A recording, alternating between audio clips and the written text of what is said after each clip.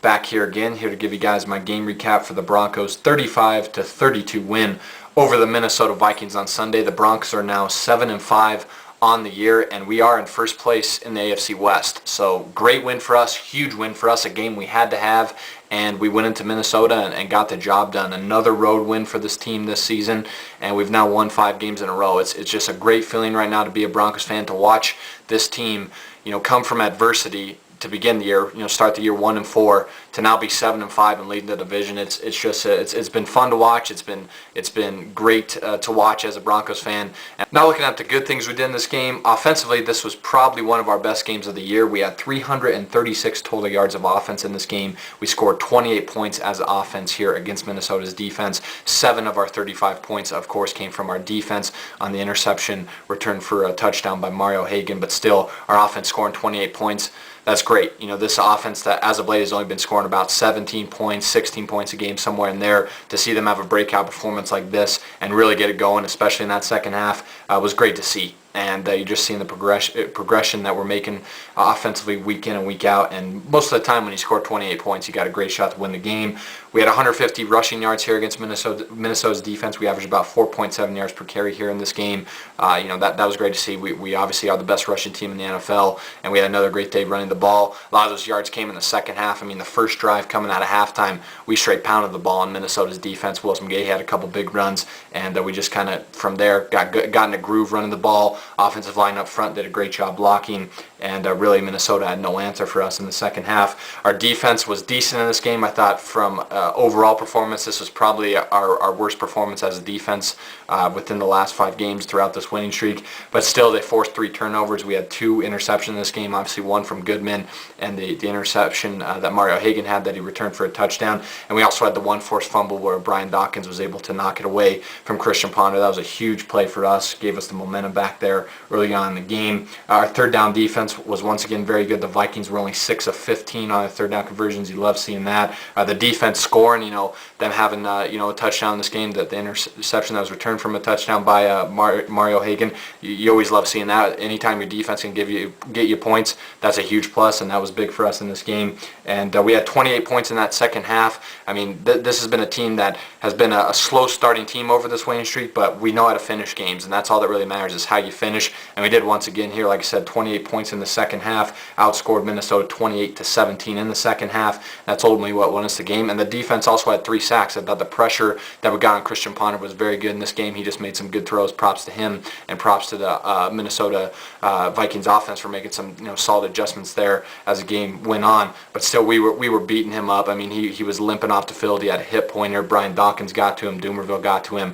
Just a good game from our defense in terms of the pressure we were able to get on Christian Ponder. Looking at some of the bad things we did in this game, as I mentioned before, I think defensively this was probably our worst performance over this 5-game winning streak. We've been very good throughout this winning streak, but this game we just looked flat and did not execute well. Obviously, we gave up 32 points to the Vikings offense. That's not good. You give up 32 points to a rookie quarterback who's not that great to begin with, and an offense that's hurting right now, obviously without their best player in Adrian Peterson. That was disappointing to see our defense give up that much points. And we gave up 489 total yards of offense to Minnesota's offense, which once again is just kind of embarrassing, to be honest with you, with how poor their offense has been throughout the year. And with them missing their best player in Adrian Peterson, just really disappointing as a Broncos fan to see the way our defense performed. We gave up 360 passing yards in this game, 129 rushing yards.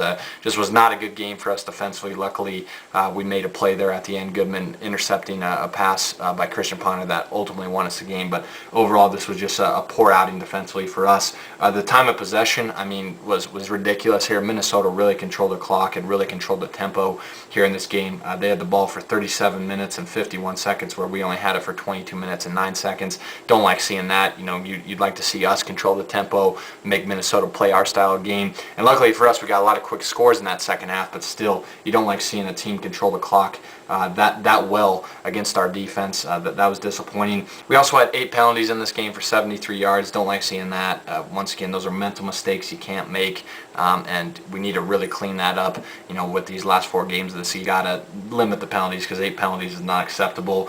Percy Harvin killed us in this game. He had 8 catches for 156 yards and 2 touchdowns. He was really the difference maker, and he was really the only reason Minnesota was even in this game. Like I said, Christian Ponder had a very solid game. All the credit in the world to him. But Percy Harvin was just making plays for that offense, and like I said, keeping them alive in this game, extending their lead. And a lot of it had to do with just blown coverages on our part, a couple missed tackles, bad tackling. Kyle McCarthy had a chance to wrap him up and just missed. Just was a terrible job by Kyle McCarthy, our safety, of trying to tackle Percy Harvin, and Percy Harvin ended up taking that to the house. Andre Goodman got beat a lot in this game, just like I said, bad tackling and blown coverages really hurt us, and we gave up way too many big plays in this game, especially to Percy Harvin, and that's really what killed our defense here. And offensively, we were 3 of 11 on our third down conversions. Once again, I don't get what the problem is with this offense on third downs. Going 3 of 11 on third downs is not going to cut it come playoff time if we are fortunate enough to make the playoffs. You're not going to beat Baltimore or Pittsburgh or Houston with the way their defense is playing. Going 3 of 11 on third down conversions. That must improve, and it needs to be better offensively. That's on the whole offense, not just Tim Tebow as a quarterback. That really needs to improve, and that's something that's really been irritating me as a Broncos fan. Is our third down offense is so pathetic and is so poor execution on that down. Really needs to improve over the next couple of weeks. Now looking at some individual numbers, starting with Tim Tebow. He goes 10 of 15 in this game for 202 yards, 2 touchdowns, no interceptions. Also had 4 carries for 13 yards. This was probably Tim Tebow's best game of the year, in my opinion. From an accuracy standpoint, he looked phenomenal. I thought you really saw a lot of improvement in this game from Tim Tebow. What we saw early on from Tebow in his first start of the season against Miami is he was really just looking to tuck and run every time. He wasn't really reading the fill at all. He wasn't going through his progressions at all. In this game, he did that, and he did a phenomenal job of keeping his eyes downfield, keeping the play alive with his legs, and then getting the ball down the field and making plays. And you love seeing that, and he's just getting better every week. I was really impressed with Tim in this game, and like I said, I thought he did a phenomenal job of being accurate first and foremost, which is obviously that's a huge plus. That's one of Tim Tebow's biggest things he's got to improve, and you're starting to see it here in the past couple games that his accuracy is getting better, and just his ability to read the defenses and keep the play alive and keep his eyes down the field. He did a phenomenal job of that here. One play in particular, he was getting pressured from Jared Allen. He did a good job of avoiding the rush. Then he was running toward the sideline, stiff-armed Darren Henderson, kept the play alive, kept his eyes down the field. Eventually, Demaryius Thomas got open, and Tebow was able to throw a nice little pass to Demaryius Thomas, which led to a 40-yard touchdown. Plays like that, that's what shows improvement, and I really couldn't be happier with the progression that we've seen over Tim Tebow the past couple weeks, especially the last 2 games, and I thought this was his best game of the year. Willis McGahee was great once again. He had 20 carries in this game for 111 yards, averaged about 5.6 yards per carry against the Vikings defense, and had a touchdown. Another great game for Willis. Willis, in my opinion, is a Pro Bowler. He's had a phenomenal year. I believe he has 6 100-yard rushing games this season, which is most in the NFL. A lot of people counted this guy out through free agency. Baltimore just let him go like it was nothing. People saw that he's 30, 31 years old now. He's done. He's not done at all. He's having one of his best years, if not the best year of his career.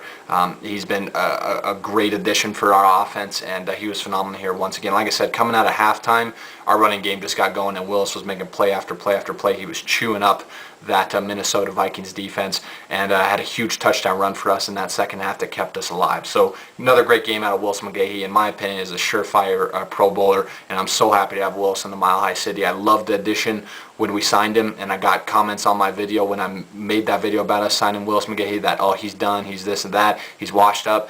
What do you got to say now? The guy's playing great, and he's one of the big reasons we've won 5 games in a row. Demaryius Thomas, a huge game for him, breakout game for him. It was great to see Demaryius Thomas finally make an impact on this offense. He had 4 catches in this game for 144 yards and 2 touchdowns.